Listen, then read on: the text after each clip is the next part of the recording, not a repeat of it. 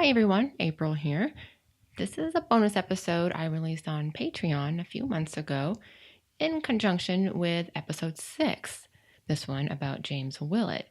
So if you haven't listened to episode 6, you might want to do that before you listen to this one. Hey there, welcome to this little bonus side story. I want to tell you just a little bit about James Willett from our episode 6. James Willett enjoyed storytelling. He also seemingly enjoyed his life as an outlaw. I didn't go into all of this in this month's episode about Raymond and Winter, so here's a few quick stories. Willett told these stories to a reporter upon his arrest in the Bawden case. James was standing on the depot platform in Ashfork, Arizona, about 50 miles west of Flagstaff, when Sheriff Ruffner approached him and said, "Hello, Jim, I'm glad to see you." Willett asked what he wanted, and the sheriff took him to a depot warehouse where a deputy was waiting, who Willett had heard of, known, he said, because he was a quick man on the trigger. And sure enough, the man's hand was on his hip. Willett said, "Anyway, I had nothing on me, but even if I had, it would have done me no good." Also because the sheriff had a picture of Willett, and it wasn't difficult to see he had the right man. Willett had said he came without giving the lawman any trouble. I could have compelled them to get out requisition papers, he said, but I didn't care to cause any delay, so I signed a paper that I would go willingly. He was shackled, and they stopped at the Klondike Saloon in town. Then they took the train to Prescott, about 50 miles south. What he was really proud of was what happened the next day. They left Prescott for San Francisco and stopped back in the Klondike Saloon. We had a few drinks there, the sheriff and myself and some 3 or 4 cowboys, and then the sheriff ordered me to go sit behind the bar. I had shackles on my feet, but my hands were free. James Willett with free hands, he'd make the most of that. So here he was, sitting in a rocking chair, just looking around, probably figuring out his next move, and he sees a .44 caliber revolver. He said it was about a foot long, sitting on a shelf under the bar. He slowly rocked himself very gradually toward the gun and eventually lifted it. But evidently the shelf had a raised edge, a lip around it, and the gun caught on it, making a noise, which he thought caught the attention of the barkeeper, who didn't react, but according to Willett, a quote, sudden change came over his face. But he kept going.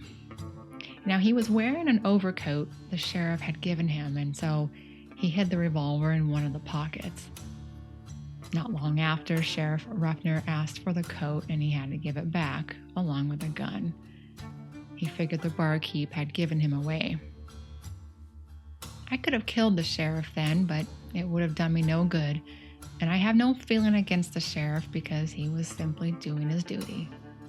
Ruffner asked why he took it because, quote, people didn't pack those toys around just for the fun of the thing. Willett's plan was to wait until they had arrived at a later stop on the train, and he'd force the sheriff to remove his shackles. The sheriff said that 40 guns held to his head would not have induced him to do that. Neither man got much sleep on that train to Redwood City. I think someone like James would have appreciated that Ashfork, Arizona has a bit of a storied history of its own. That began actually well after his death. Even though it was established in 1882, this railroad town got noticed in 1926 when the original Route 66 was established and went right through Ashfork. But like most of those towns along that route, Ashfork was a victim of progress and fires in the 1970s and 80s. According to Wikipedia, the longest original uninterrupted stretch of Route 66, about 9 miles, still exists, and that's between Ashfork and Seligman, and that the surrounding area was the inspiration for Pixar's film Cars. Anyway, apparently one of Willett's favorite stories was about a man he robbed in Los Angeles about 7 years prior. It was someone he had befriended, mostly because the man had received about $500. I'm not sure what his plan was, but he tried to enlist a prostitute to help him, but she notified police instead. Willett was ordered to leave town, but of course didn't. Under some pretense, he lured his new friend out of the city and there knocked him out from behind and robbed him. About an hour later, the man recovered and returned to town and met up with Willett. And apparently the man didn't realize it was Willett who had robbed him, and he told Willett what had happened. I can imagine Willett getting quite a kick out of this and pretending to be shocked and appalled. But the man was pretty devastated and cried, not knowing where he was going to sleep or how he was going to eat. And being the good, sympathetic friend that he was, Willett gave the man a portion of the money he robbed him of, so he could afford a week's worth of lodging and food. And they parted as friends. According to Willett, he was caught and sentenced to 10 years in Folsom, but according to records, he was arrested with another man for burglarizing a winery in San Francisco, which was why he was sent to Folsom for 10 years. His friend pleaded guilty and got 3 years, while Willett pleaded not guilty, and he was tried, found guilty, and given 10 years, and he served 7. After his release, he came to San Francisco and, quote, turned many a trick, including robbing an Oakland merchant of $130. A lot of money then. He said many of his robbery victims were, quote, held up within the shadow of the Emmanuel Methodist Church. It was an ideal place for crime, he said. The horror of the silent belfry, wrote the reporter interviewing Willett, with its stories of murder lent fear to the ever-ready pistol he carried, and men gave up their valuables and pleaded for mercy with trembling lips.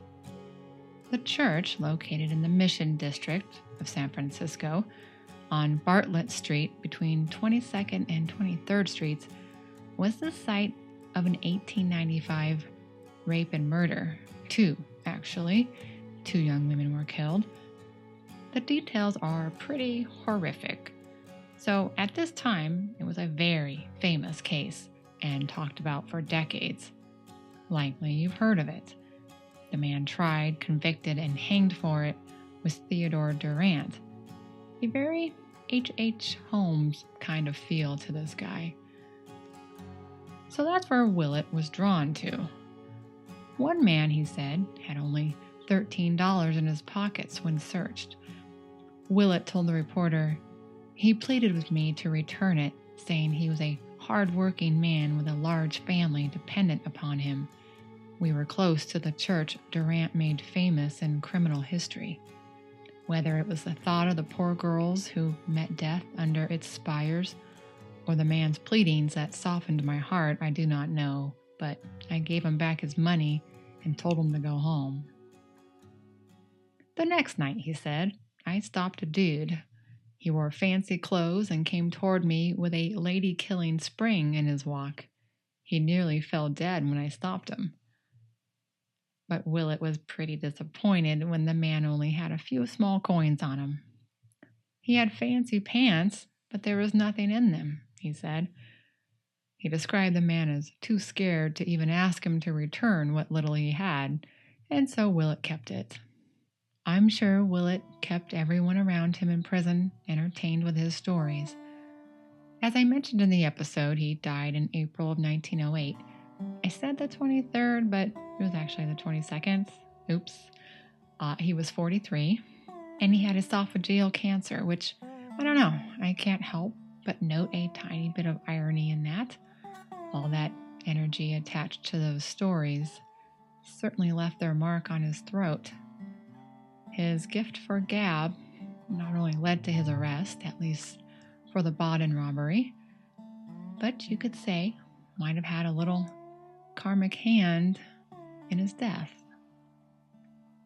Thanks for listening to this little bonus snippet And I hope to bring you lots more as we continue to move along through these 93 executions at Folsom. Thanks for being a member. I appreciate it.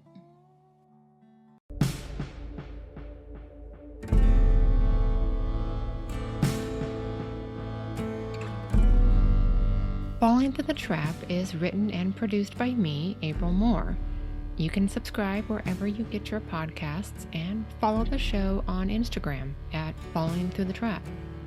I'll post photos and other documents on the show page, apriljmoore.substack.com, where you'll also find links to YouTube and to Patreon, where I provide bonus material, including bonus episodes. I'll release 1 to 2 new episodes each month, always on Fridays, where you'll learn the story of the next man to fall through the trap at Folsom Prison.